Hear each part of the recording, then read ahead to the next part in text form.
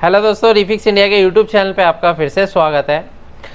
तो दोस्तों, आज की वीडियो हमारे पास पैनल की रिपेयरिंग की होने वाली है कि पैनल को किस तरीके से रिपेयर किया जाता है। पैनल में कई तरीके के फ़ॉल्ट हमारे को देखने को मिलते हैं, जैसे कि सबसे पहले फ़ॉल्ट मैं आपको दिखा देता हूँ कि किस तरीके से हमारे पास फ़ॉल्ट है। पावर लगाने के बाद हमारे पास जो ये सेट है वैसे माइक्रोमैक्स कंपनी का सेट है, और जो इसके अंदर पैनल लगा हुआ है वो TCL कंपनी का पैनल लगा हुआ है, जो सिंगल कॉफ का पैनल होता है। यहाँ पे आप ये देख सकते हैं, सिंगल कॉफ का पैनल है। और इसके अंदर जो प्रॉब्लम है वो आपको मैं क्लियर करके दिखाता हूँ। मैंने सेट को ऑन करा है, और ऑन करने के बाद यहाँ पे आप ये देख सकते हैं, यहाँ पे माइक्रोमैक्स लिख के आता है, लेकिन वोल्टेज हमारी ड्रॉप हो जाती है, जिसकी वजह से जो पिक्चर भी है हमारी चली जाती है।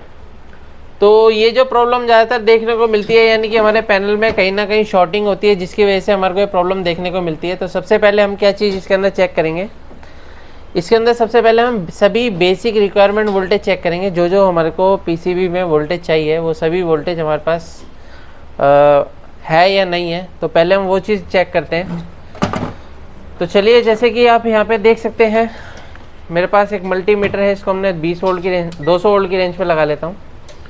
और इसके अंदर अगर हम वोल्टेज चेक करते हैं तो वोल्टेज को हम स्टेप बाय स्टेप चेक करेंगे। यहाँ पे अगर हम देखते हैं तो हमारे को यहाँ पे 12 वोल्ट की सप्लाई है, वो बिल्कुल परफेक्ट मिल रही है, यानी 12 वोल्ट इसके अंदर ओके है। यानी कि जो मदरबोर्ड से जो 12 वोल्ट आ रहा है वो ओके है। कई बार क्या होता है कि 12 वोल्ट की सप्लाई ड्रॉप हो जाती है, तब भी इस तरीके की दिक्कत हमारे को देखने को मिलती है। अब ये जो 12 वोल्ट की जो सप्लाई है, ये 12 वोल्ट की सप्लाई जा रही है हमारे DC टू DCIC के अंदर। और ये DC टू DCIC सबसे पहले हमारा जो वोल्टेज निकालेगी, ये 3.3 वोल्ट की सप्लाई निकालेगी। यहाँ पे आप ये देख सकते हैं, ये DC टू DCIC के जो पास में, यानी कि DC DCIC के अंदर एक बक कन्वर्टर होता है, और वो बक कन्वर्टर जो है वोल्टेज आउट कर रहा है, जो कि 3.3 है। और वो 3.3 वोल्टेज हमारी टीकॉन IC के अंदर जाता है। अब ये 3.3 वोल्ट बनने के बाद अगर हमारी जो सेकेंडरी वोल्टेज अगर हम चेक करते हैं, जैसे AVDD वोल्टेज होती है, VGH होती है, VGL होती है, अगर हम वो सारी चीज़ें चेक करते हैं तो यहाँ पे आप ये देख सकते हैं, यहाँ पे हमारे को कुछ वोल्टेज नहीं मिल रहा है। यहाँ पे आप ये देख सकते हैं, कोई वोल्टेज नहीं है। और अगर हम आगे चेक करते हैं तो हमारे को VGH पॉइंट पर भी कोई वोल्टेज नहीं मिल रहा है। यानी कि जब तक अभी हमारा AVDD नहीं बनेगा तब तक हमारा VGH VGL कोई वोल्टेज नहीं बनेगा, क्योंकि AVDD बनने से ही हमारी सारी वोल्टेज बनती है।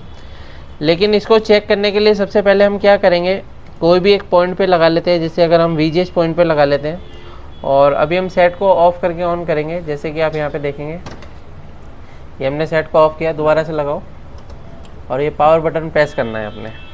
यहाँ पे आप ये देखेंगे, पावर बटन प्रेस करने के बाद मल्टीमीटर पे अगर हम नज़र रखते हैं, हाँ ये सेट ऑन हो गया। तो यहाँ पे अगर हम देखेंगे तो यहाँ पे जो वोल्टेज है वो आके और हमारी चली जाती है।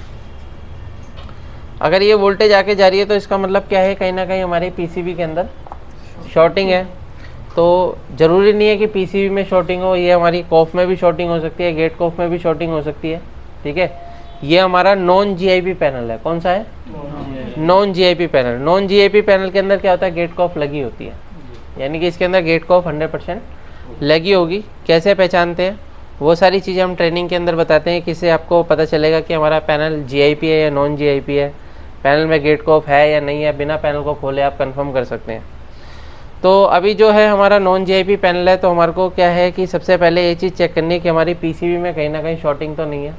अगर आपको PCB में शॉर्टिंग मिलती है तो जहाँ पे भी शॉर्टिंग है तो उस कंपोनेंट को या उस पार्ट को या उस IC को हमारे को बदलना पड़ेगा। अगर हमारे को यहाँ पे कहीं पे भी शॉर्टिंग नहीं मिलती है तो फिर हम पैनल को खोल के गेट कॉफ की साइड चेक करेंगे। कई बार क्या होता है, कॉफ जल जाती है, जिसकी वजह से इस तरीके की प्रॉब्लम हमारे को देखने को मिलती है। तो अभी हम क्या करेंगे, पावर को रिमूव कर लेते हैं। पावर हटाओ। पावर हटाने के बाद अभी हम क्या करते हैं, यहाँ पे अगर आप देखोगे तो यहाँ पे सभी कंपोनेंट लगे हुए हैं। सभी कंपोनेंट के आसपास में क्या होता है, सारे हमारे PF लगे होते हैं, नॉन पोलराइज्ड कैपेसिटर लगे होते हैं, डायोड लगे होते हैं, कुछ IC लगी होती है। अगर हम IC के आसपास में अगर हम चेक करते हैं तो यहाँ पे आप ये देख सकते हैं, ये कोई शॉर्टिंग नहीं है, यहाँ पे कोई शॉर्टिंग नहीं है। जहाँ पे भी शॉर्टिंग होगी ये कंटिन्यूटी हमारे को इस तरीके से बीप देगा। यहाँ पे भी कोई शॉर्टिंग नहीं है,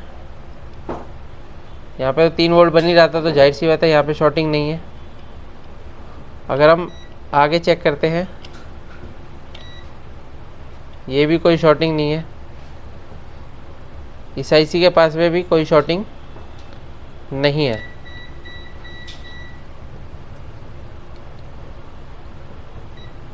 यहाँ पे हमारे 2 डायोड लगे हुए हैं, डायोड पे चेक करते हैं, डायोड भी ओके है।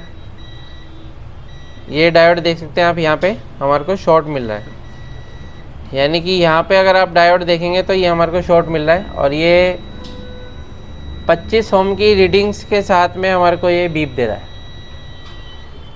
अब ये ज़रूरी नहीं है कि यही शॉर्ट हो सकता है हमारे ट्रैक में शॉर्टिंग हो। तो सबसे पहले हम इसको क्या करते हैं, रिमूव करते हैं। रिमूव करने के बाद ट्रैक को चेक करेंगे, ट्रैक में शॉर्टिंग है या हमारा कंपोनेंट शॉर्ट है। तो एसएमडी से सबसे पहले हम इसको रिमूव करेंगे।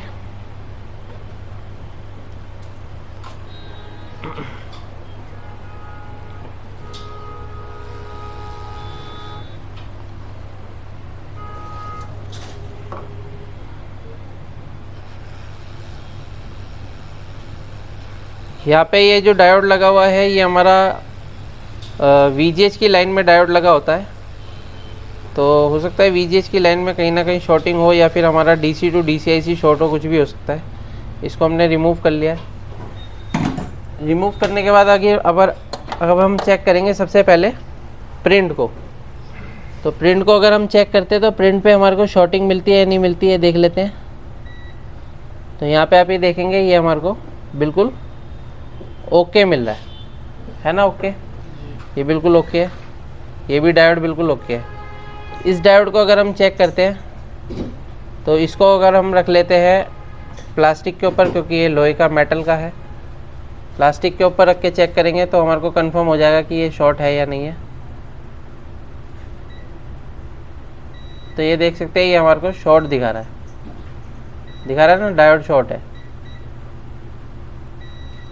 शॉर्ट, ये हमारे को कंटिन्यूटी दे रहा है। तो इसको अभी हम साइड में रखते हैं और कोई दूसरी पीसीबी में से देखते हैं कि हमारे को कोई डायोड अगर मिलता है तो उसको हम निकाल के लगाते हैं।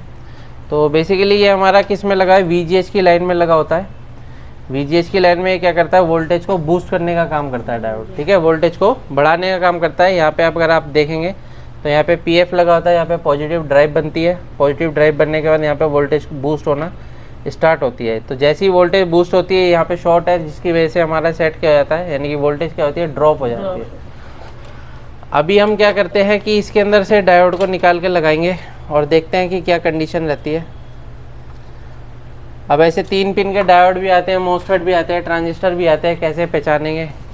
तो इसके लिए हमारे को मेहनत करनी पड़ेगी, टेस्टिंग करके हमारे को पता करना पड़ता है। अभी हमारे पास इस तरीके की पीसीबी है। जैसे अगर आप पैनल का काम करेंगे तो पैनल का काम करने के लिए हमारे को ये पीसीबी की रिक्वायरमेंट होती है, ज़रूर आप अपने पास रखना। रिपेयर करने के लिए ये सब चीज़ की ज़रूरत पड़ती है।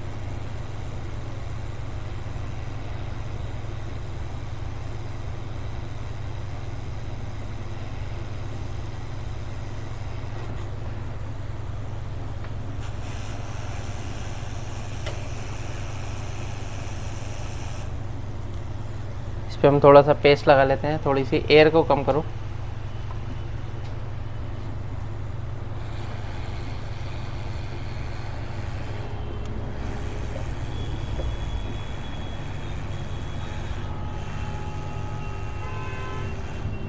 तो यहाँ पे डायोड हमने लगा दिया है, ठीक है। ये डायोड हमारा लग गया है परफेक्ट, ठीक है। इसको थोड़ा सा हम ठंडा होने देंगे, एकदम से पावर नहीं देंगे, ठीक है। इसको हम सबसे पहले क्लीन कर लेते हैं। ये क्लॉथ हमारे पास होनी चाहिए, इस तरीके की क्लॉथ होती है। जब भी आप बोर्ड के ऊपर कभी भी पेस्ट लगा के काम करते हैं तो आपको ब्रश से साफ़ नहीं करना है, इस क्लॉथ से साफ़ करना है। क्लॉथ से साफ़ करने से क्या होगा कि आपका जो पूरा जो पीसीबी है, पूरे पीसीबी पे चिपचिपा नहीं होगा, ठीक है ना।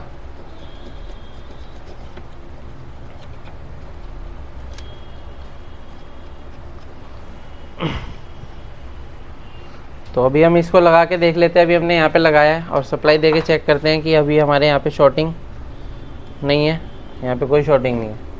सप्लाई लगा के देखते हैं। सप्लाई लगा के देखने के बाद हमारे को यहाँ पे जो वोल्टेज हमारी ड्रॉप हो रही थी वो चीज़ चेक करेंगे। प्लग लगाने के बाद सेट को ऑन करो।